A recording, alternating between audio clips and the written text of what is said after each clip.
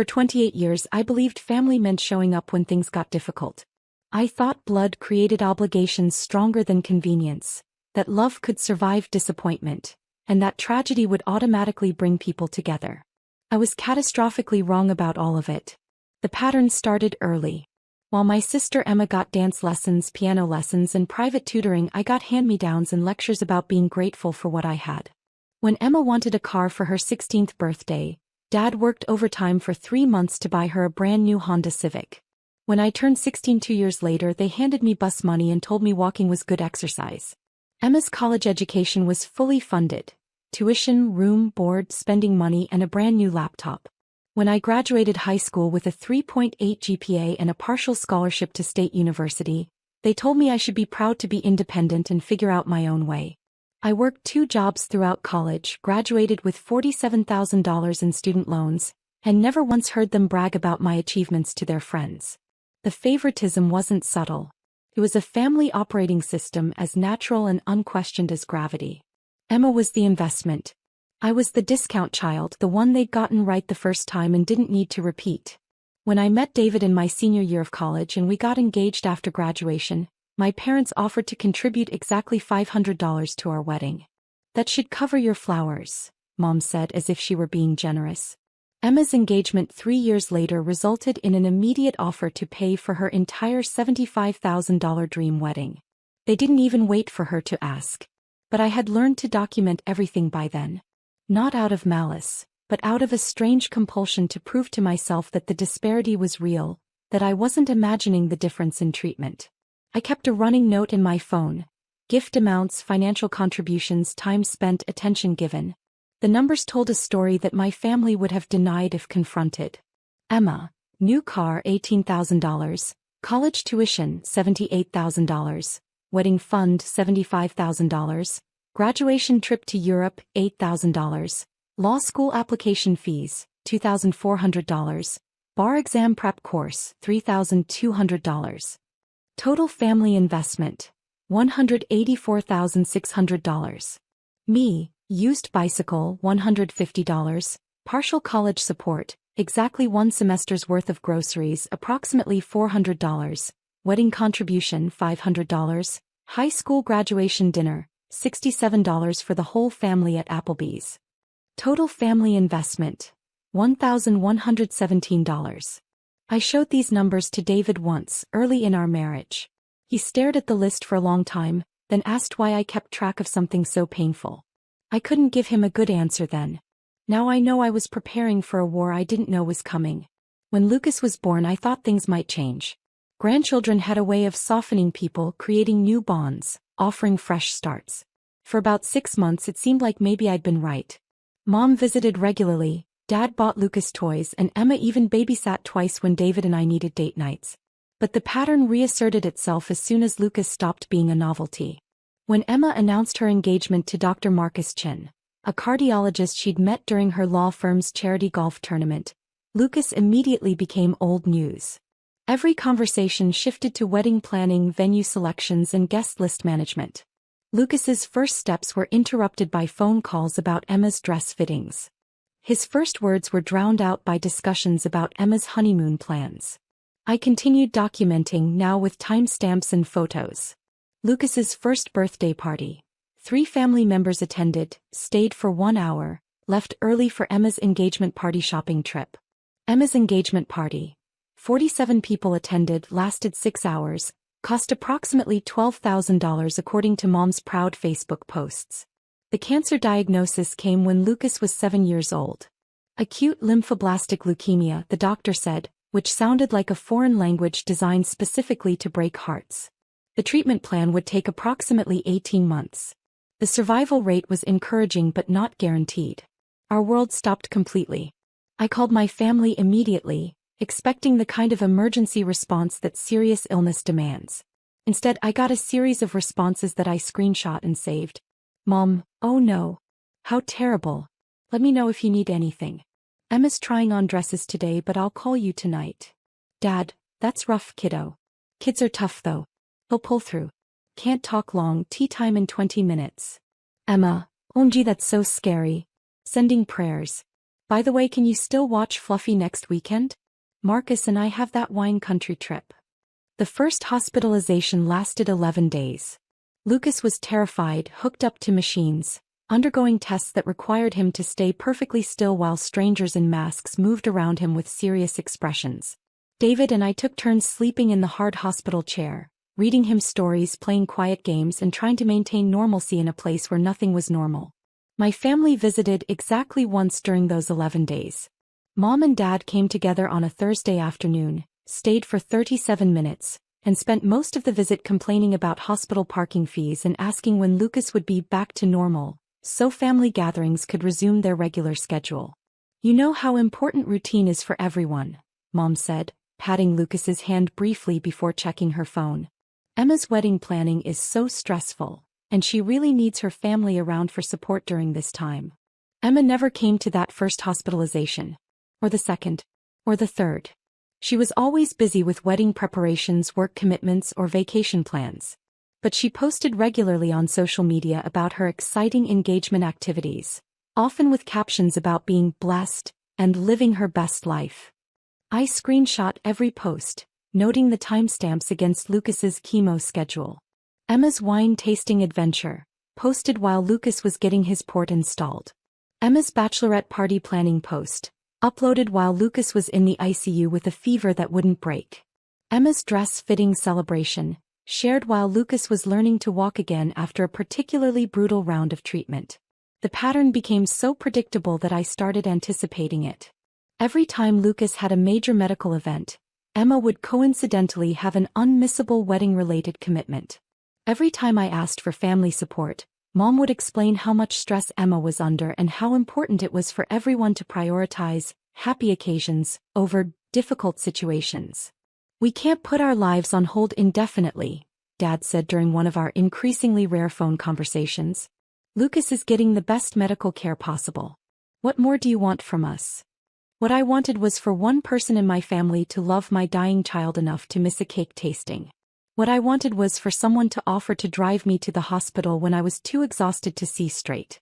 What I wanted was for my sister to visit her nephew once, just once, during the scariest period of his short life. Instead, I got updates about Emma's catering decisions and complaints about how my situation was making family events heavy and depressing. But I also got something unexpected: clarity. Every missed visit, every dismissed concern, every prioritized wedding detail over my child's life taught me exactly who my family was and what I meant to them. So I kept documenting, now with methodical precision. I created separate folders for each family member, documenting their responses to Lucas's illness with the thoroughness of a legal investigation. Text message screenshots, social media posts, calendar conflicts, and financial expenditures. I tracked every dollar they spent on Emma's wedding against every hour they refused to spend with Lucas. The numbers were staggering. In the 18 months of Lucas's treatment, my family spent approximately $47,000 on Emma's engagement activities, wedding preparations, and related celebrations. They spent approximately $73 on Lucas, a get-well card, a small toy, and gas money for the 2 visits they actually made. During the same period, Emma's social media showed 347 posts about wedding planning, engagement celebrations, and relationship milestones. She posted about Lucas exactly twice, once sharing a generic thoughts and prayers post about childhood cancer awareness, which she deleted after 3 days, and once mentioning him in a list of people she was grateful for, during Thanksgiving, the same Thanksgiving dinner she skipped because it conflicted with her in-laws' wine club event. I was building a case without knowing what trial was coming. The end came on a Thursday evening in October. Lucas had been fighting for 19 months, longer than anyone expected, with a courage that shattered and inspired me daily. He died holding my hand, telling me he loved me and asking if I would take care of his stuffed elephant. David was holding his other hand. The room was quiet and peaceful and absolutely devastating. I called my family within an hour of Lucas's death. Their responses arrived as text messages over the next several hours. Mom received 11:43 p.m. "Oh honey, I'm so sorry. This is just terrible. Let me know about funeral arrangements when you have them. Emma has venue visits this weekend, but we'll figure something out." Dad received 12:17 a.m. "Sorry for your loss. Let me know if you need anything." Keep the arrangements simple. Kids' funerals should be private family affairs. Emma, received 9:22 a.m. the next day. I'm devastated for you guys. This is so unfair. I'll try to be there for whatever you need. By the way, did you get my text about Fluffy? Marcus and I leave for Napa tomorrow and need to confirm pet sitting. I screenshot everything and added it to my documentation file. Planning Lucas's funeral while grief consumed every rational thought was like trying to perform surgery while drowning. But I did it methodically, making decisions that honored his memory while accommodating my family's schedules and limitations. I chose Saturday afternoon for the service, confirmed their availability multiple times, and even offered to pay for their hotel rooms if travel was difficult. On Friday evening, 18 hours before Lucas's funeral, Mom called with the news that would define our relationship forever. About tomorrow, she said, her voice carrying the tone she used when she'd already decided something and was just informing me of her decision. Emma's having a crisis with her wedding venue. The coordinator double-booked her date, and Saturday is the only day we can meet with replacement venues. You know how important this wedding is to everyone. Emma only gets one chance to have her dream wedding. I was sitting in our living room, surrounded by sympathy flowers and casseroles from neighbors I barely knew, holding the program I designed for Lucas's funeral. It had his picture on the front, the one from his 8th birthday where he was grinning and holding up 8 fingers, taken before the cancer stole his energy and appetite and hair. It's my son's funeral, I said, my voice completely flat. I know, sweetie, and believe me, we feel terrible about the timing. If there was any other way. But you have to understand, Lucas is gone. There's nothing we can do for him now. Emma's future is what matters. Her happiness is what we can still influence. Dad took the phone. Look, we'll send flowers. Something really nice. But Emma needs us right now. She's falling apart over this venue situation, and family has to stick together during crises. Lucas won't know whether we're there or not. But I'll know, I said. You'll understand when you think about it rationally, Dad replied. Family supports family. Emma is family. She's alive and needs help. We have to prioritize the living. I hung up and called my funeral director to change the program. Under pallbearers, I removed maternal grandfather and maternal grandmother. Under honorary pallbearers, I removed Aunt Emma. Saturday afternoon, I buried my child with 11 people in attendance. David and me, 3 of Lucas's friends from school with their parents, Mrs. Chin from next door who used to give Lucas cookies, the funeral director, and a cemetery worker who stayed respectfully nearby until the service ended. My family kept their word and sent flowers. A $30 arrangement from the grocery store, chrysanthemums and baby's breath with a card that read, "Sorry for your loss. Love, Mom, Dad and Emma." The flowers were smaller than the arrangement Emma had posted on Instagram that same day, celebrating her successful venue replacement meeting. I took photos of everything. The small crowd at Lucas's funeral. The grocery store flowers.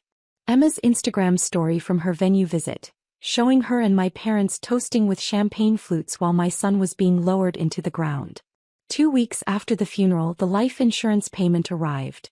$850,000, deposited into a trust account with my name as administrator and sole beneficiary. The policy had been set up by my grandmother when Lucas was born, a detail I'd completely forgotten until the insurance company called to process the claim. I told no one about the money. David and I discussed it privately and decided to let it sit while we processed our grief and figured out how to honor Lucas's memory appropriately. We had time to make those decisions. For 6 months, my family maintained their respectful distance. Occasional check-in texts asking how I was holding up, but no real engagement with my grief or healing process. They seemed relieved that Lucas's death had simplified their lives, removing the uncomfortable obligation to pretend they cared about his illness. Emma's wedding planning accelerated during this period. The venue crisis had been resolved, and the new location was even more expensive and elaborate than the original. She posted daily updates about dress fittings, food tastings, and honeymoon planning. Her social media presence during the 6 months after Lucas's death showed 127 posts about wedding preparations and 0 mentions of her deceased nephew. Then disaster struck Emma's perfect wedding plans. The new venue was sold to developers who planned to demolish it for luxury condos. Emma had already sent save the dates to 200 guests, ordered custom linens and floral arrangements, and put down a $25,000 deposit that the venue refused to refund due to a clause buried in their contract. Mom called me on a Tuesday evening in April, 7 months and 12 days after Lucas's funeral. "We need to discuss Lucas's trust fund," she said without any preamble or gentle introduction.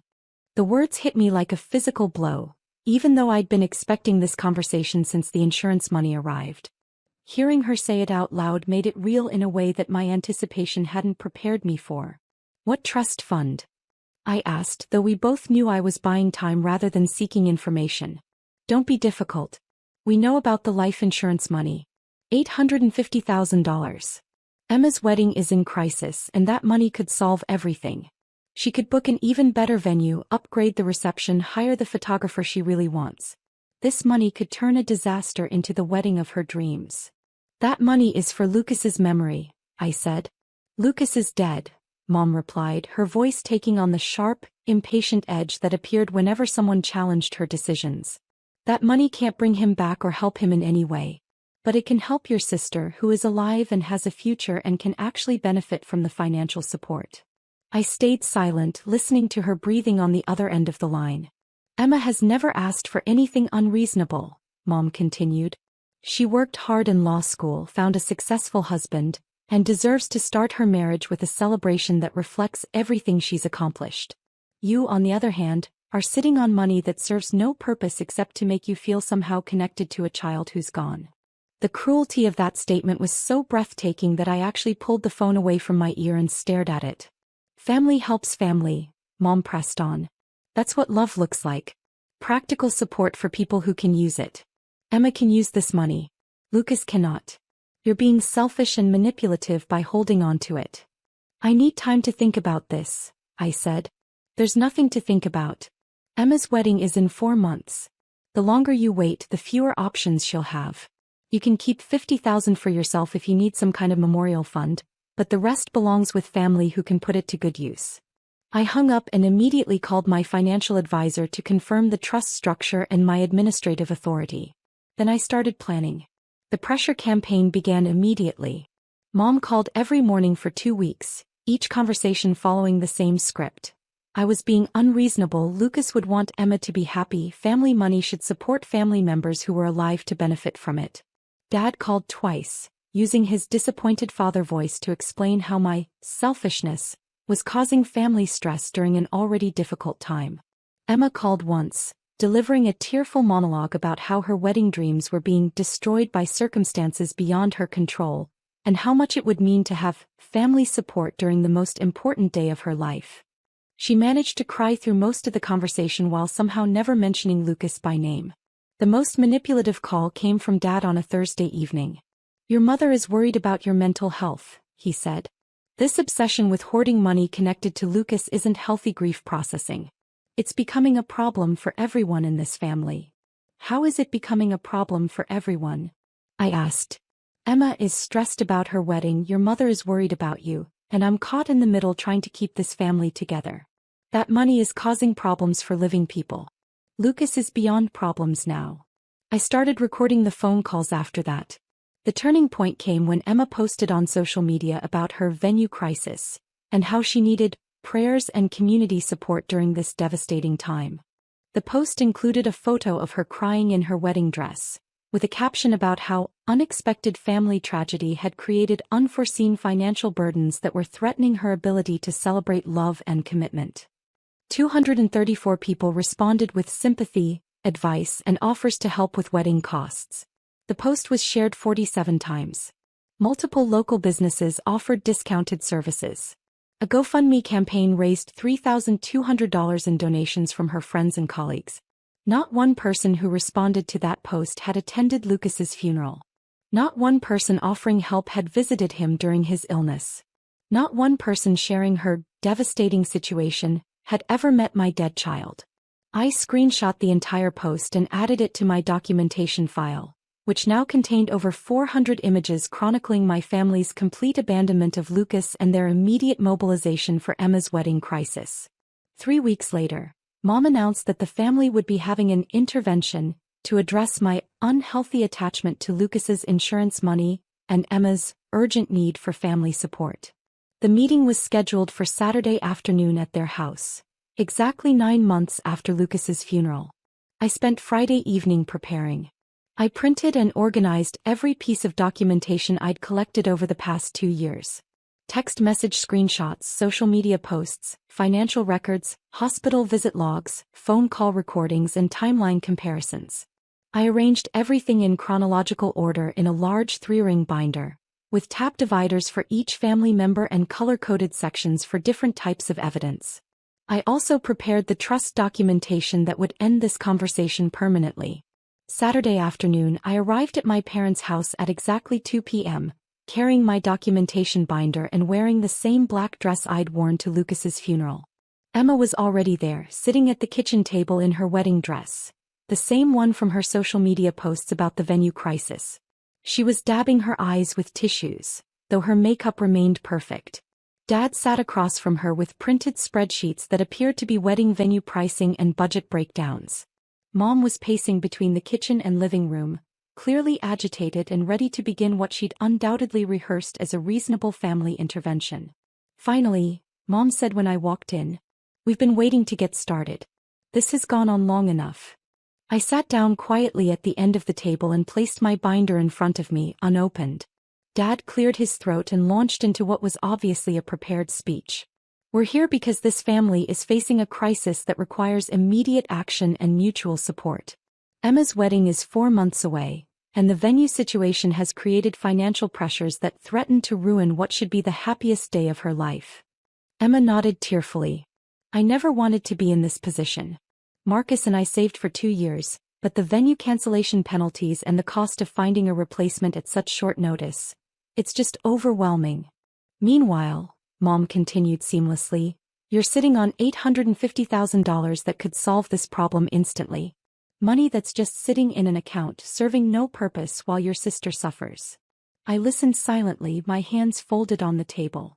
"We've discussed this as a family," Dad said, "and we believe the right thing, the loving thing, is to transfer 80% of Lucas's insurance money to Emma's wedding fund. That's $680,000, which would not only cover the upgraded venue but allow Emma to have the wedding she's always dreamed of. You can keep the remaining $170,000 for whatever memorial you want to create," Mom added as if she were being generous. "That's more than enough for a scholarship or a park bench or whatever would make you feel better."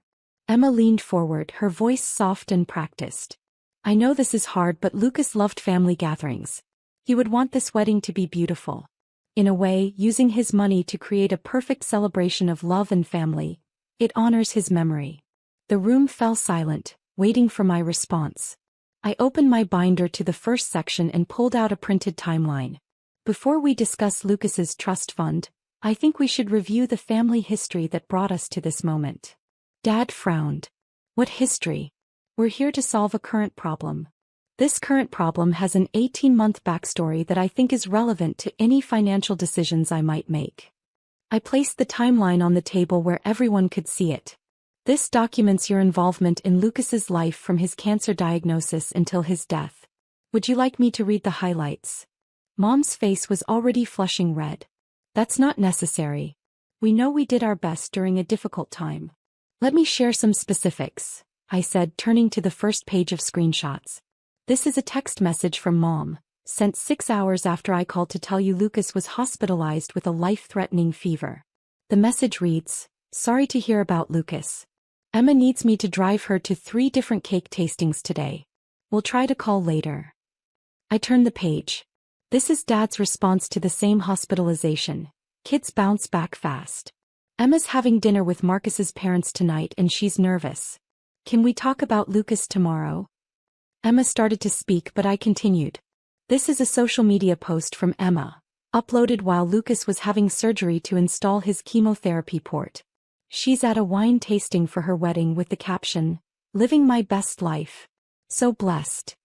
The timestamp shows it was posted exactly 43 minutes before I texted the family group asking if anyone could come to the hospital because Lucas was scared. The room had gone completely quiet. I pulled out a printed spreadsheet. "This tracks your visits to Lucas during his 18 months of treatment. Mom and Dad, 2 visits totaling 97 minutes. Emma, 0 visits. For comparison, Mrs. Chin from next door visited 14 times and brought Lucas homemade cookies. We had obligations, Mom said defensively. Emma's wedding. Emma's wedding planning involved 47 documented events during Lucas's treatment period. I interrupted, consulting my notes.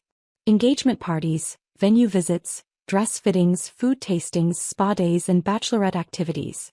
Lucas had 32 hospital admissions during the same period.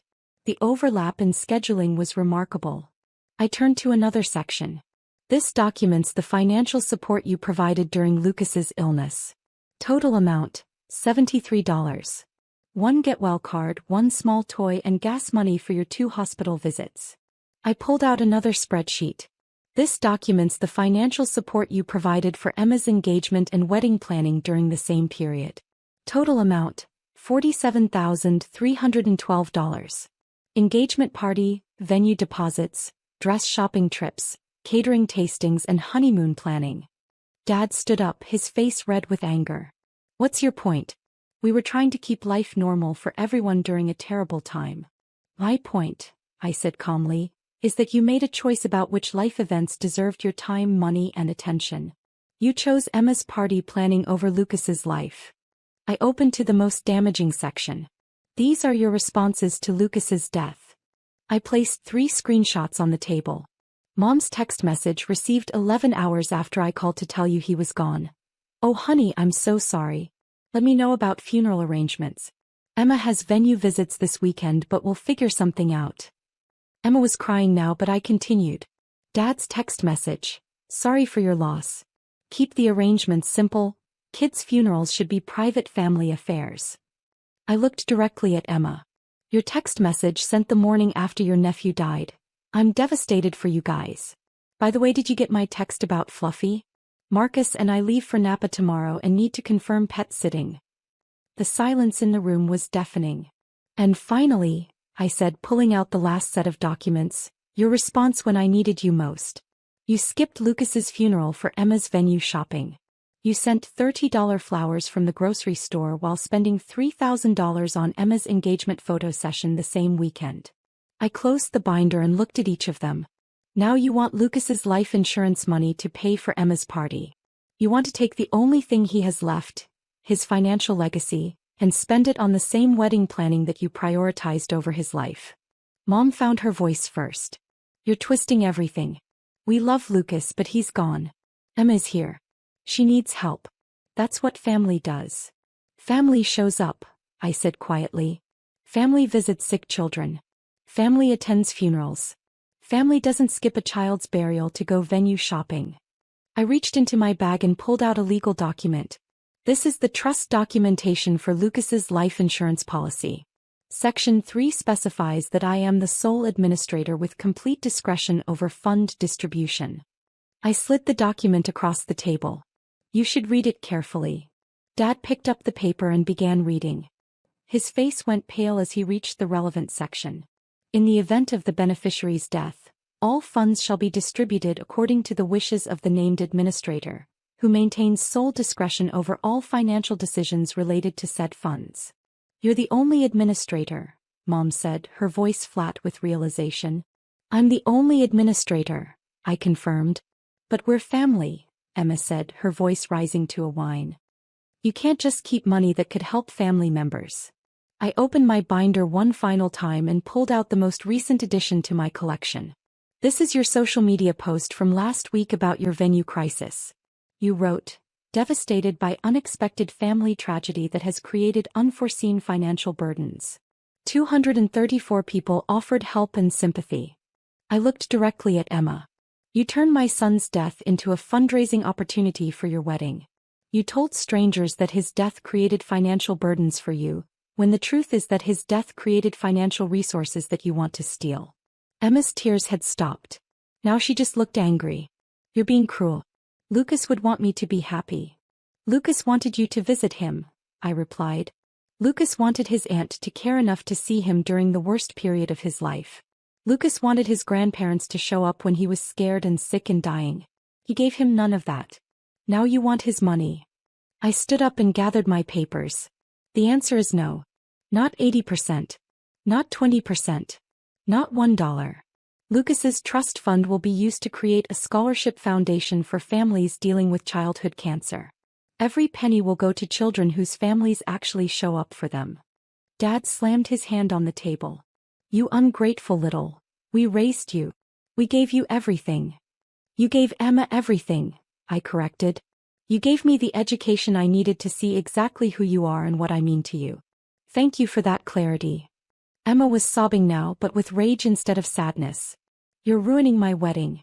You're destroying the most important day of my life. I'm not ruining anything, I said. I'm protecting my dead son's legacy from people who couldn't be bothered to protect him while he was alive. Mom tried one last manipulation. What would Lucas think of you being so selfish with money that could help family? I paused at the door and turned back. Lucas would think that family members who visit sick children get to make requests about dead children's money. Family members who skip funerals for party planning don't. I walked out, leaving them sitting around their kitchen table with wedding spreadsheets and the documentation of their 18 months of abandonment when a little boy needed them most. Within an hour my phone started ringing. First Mom, then Dad, then Emma, all leaving increasingly angry voicemails about how I was tearing the family apart and ruining Emma's life over money that couldn't help Lucas anyway. I didn't answer any of the calls. Instead, I called my lawyer and set up the Lucas Memorial Scholarship Foundation that same week. 6 months later, we held the first scholarship ceremony at the children's hospital where Lucas had been treated. 12 families received grants to help with medical expenses, travel costs, and living expenses during their children's treatment. The ceremony drew over 200 attendees: doctors, nurses, other families, community members, and local business owners who had donated to the foundation. Every person in that room understood that childhood cancer was a family crisis that required family support. Every person there had shown up for a sick child in some way. Every person understood that children's lives matter more than adults' convenience. My parents and Emma were not invited to the ceremony. They sent flowers, chrysanthemums from the grocery store with a card that read, "Congratulations on your event. Love, Mom, Dad, and Emma." Emma got married 4 months later at a smaller venue that fit within her actual budget. I heard through neighbors that it was lovely. I wouldn't know. I wasn't invited. But every year on Lucas's birthday, 12 new families receive scholarships in his name. Every year, children fighting cancer get the support they need to focus on healing instead of medical bills. Every year, Lucas's legacy grows stronger, funded by the money my family thought they deserved for abandoning him. The foundation has grown beyond what I ever imagined. Corporate sponsors, individual donors, and charity events have contributed additional funds. We've expanded to provide not just financial support but also family counseling, sibling support groups, and emergency assistance for families in crisis. 3 years after Lucas's death, we've helped over 200 families navigate childhood cancer. Every family that receives support knows Lucas's story. They know that his legacy lives on through their children's healing, through their families staying together, and through the community of support that shows up when children need it most. My family still doesn't understand why they were excluded from this legacy. They see it as punishment for prioritizing Emma's happiness over my grief. They miss the point entirely. This was never about punishment. This was about protection. I am protecting Lucas's memory from people who couldn't protect Lucas himself. I am ensuring that his life insurance money creates the kind of family support system that he never had but deserved. Emma posts occasionally on social media about family drama and difficult relatives who hold grudges. She has never posted about childhood cancer awareness, never shared fundraising appeals for pediatric research, never acknowledged that her nephew died or that families like ours need support. She got her wedding. It just wasn't funded by her dead nephew's life insurance money. I think Lucas would be proud of that distinction. I know I am. The scholarship recipients send updates sometimes. Photos of children finishing treatment, graduation announcements, family celebrations that were made possible because medical bills didn't destroy their finances. These children have families who sleep in hospital chairs, who miss work for medical appointments, who celebrate small victories and weather devastating setbacks together. These children have families who show up.